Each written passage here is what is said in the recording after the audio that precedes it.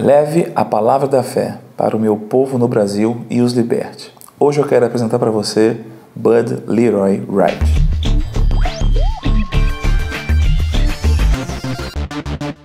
Olá, querido. Estamos voltando, graças a Deus, né? E começando essa série nova, Os Heróis da Fé, onde vamos estudar ou relatar a biografia de grandes homens que transformaram o mundo ao seu redor, que poderiam estar talvez na galeria da fé, lá de Hebreus 11, mas foram homens que impactaram gerações e que impactaram a Igreja de Cristo e que por isso as suas biografias devem ser lembradas e até mesmo estudadas para que a nossa fé seja edificada como a deles, como Hebreus diz que nós devemos olhar para as vidas dos guias que nós tivemos e olhando o resultado das suas vidas, vamos imitar a fé que tiveram. Eu quero apresentar para você uma pessoa hoje que é muito cara para mim. Harold Leroy Bud Wright foi um homem que me impactou profundamente. É claro que na minha vida muitas pessoas têm muita importância, não é? Eu poderia passar o dia inteiro listando o nome de pessoas que me influenciaram, mas Pastor Bud, como ele era conhecido, é para mim importante. Eu fiz questão de começar essa série com ele, porque ele é o fundador do ministério que eu faço parte, o ministério no qual eu me tornei ministro, aonde eu aprendi tudo que sei e aonde eu tenho desenvolvido o chamado de Deus na minha vida, o Ministério Verbo da Vida. Harold Leroy Wright nasceu em Cullman, Alabama, no ano de 7 de março de 1945. E nasceu numa família cristã, mas não seguiu os caminhos do Senhor de cara, não.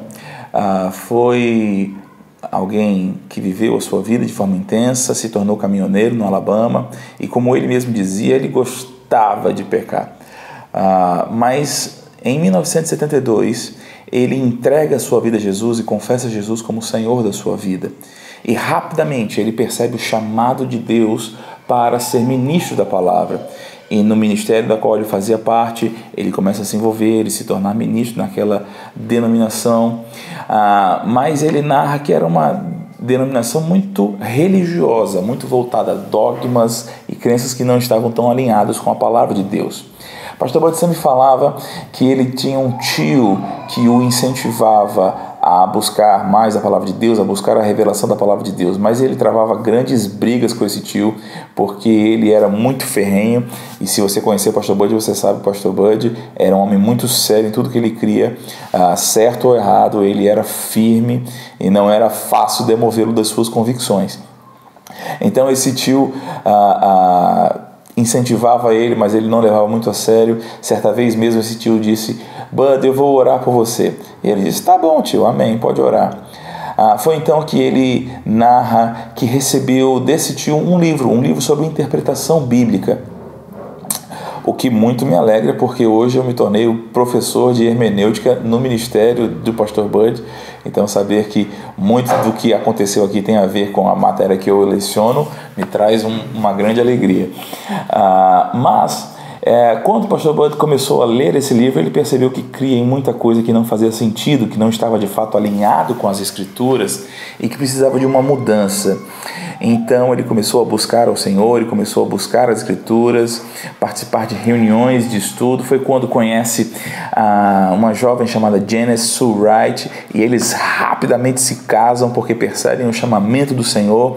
E então ambos têm, quando chega a palavra: vá levar a palavra da fé para o meu povo no Brasil e os libertar. Então Bud percebe que tem um chamado missionário para o Brasil, mas ele também recebe uma instrução do Senhor, que é ir para o Centro de Treinamento Bíblico Rema, fundado pelo reverendo Kenneth Hagin, em Tulsa, Oklahoma. Ele percebe que precisa ir fazer essa escola, então ele segue para Oklahoma, para Tulsa, e ele se gradua no Centro de Treinamento Bíblico Rema, lá em Tulsa, em 1983. Ele chega no Brasil sem apoio, sem muitos mantenedores. Eles dizem que muitas pessoas prometeram que ajudariam, mas poucos fizeram. E eles chegam no Paraná, em Campo Mourão, no Paraná, onde eles se alinham a uma missão a um trabalho missionário lá, mas que era de uma confissão diferente da que ele cria, e ele disse que ele nunca conseguiu pregar lá, só trabalhava e ajudava. Ele e Jen, com muita dificuldade, então, num determinado momento, depois de algum tempo, vão para São Paulo, mais precisamente para a cidade de Guarulhos, onde começam também com muita dificuldade um trabalho e rapidamente se estabelece uma igreja forte lá em Guarulhos. Mas Bud e Jen, eles percebiam que ainda não era o local para estarem e para fundamentar aquilo que Deus tinha no coração deles. É quando eles escutam em seus corações a palavra Nordeste e decidem fazer uma viagem ao Nordeste do Brasil, e eles visitam várias cidades, e dentre elas eles conhecem a cidade de Campina Grande, no interior da Paraíba. E em determinado momento eles estão num hotel no centro da cidade, e ambos escutam no seu coração que o local onde eles deveriam fundamentar o ministério e o trabalho que Deus tinha para eles no Brasil era a cidade de Campina Grande. Eles voltam a São Paulo e, sem ter medo de abandonar tudo, deixam tudo lá e vêm dirigindo uma Kombi para Campina Grande. Chegam aqui e começam algumas reuniões. Um grande empresário da cidade, cristão, que tinha uma reunião semanal em sua casa, abre as portas para ele começar a pregar. Ele prega nessa reunião e então ele começa uma reunião com algumas poucas pessoas, não é? Dentre elas Guto e Suelen Emery, que se tornariam seus filhos brasileiros e hoje presidentes do ministério que o pastor Bud fundou. Guto passa a ser o grande parceiro e vai até mesmo morar com o pastor Bud, e então rapidamente se estabelece uma igreja forte em Campina Grande. De pouco tempo depois eles começam uma escola bíblica nos moldes do Rema, mas adaptada para a realidade brasileira, que é algo que me impressiona em pastor Bud, como o pastor Bud foi capaz de se aculturar, né? Ele, um americano típico da região do Alabama, ele se acultura ao Brasil a ponto de amar Campina Grande, a ponto de até mesmo ter morrido e sido sepultado no Brasil.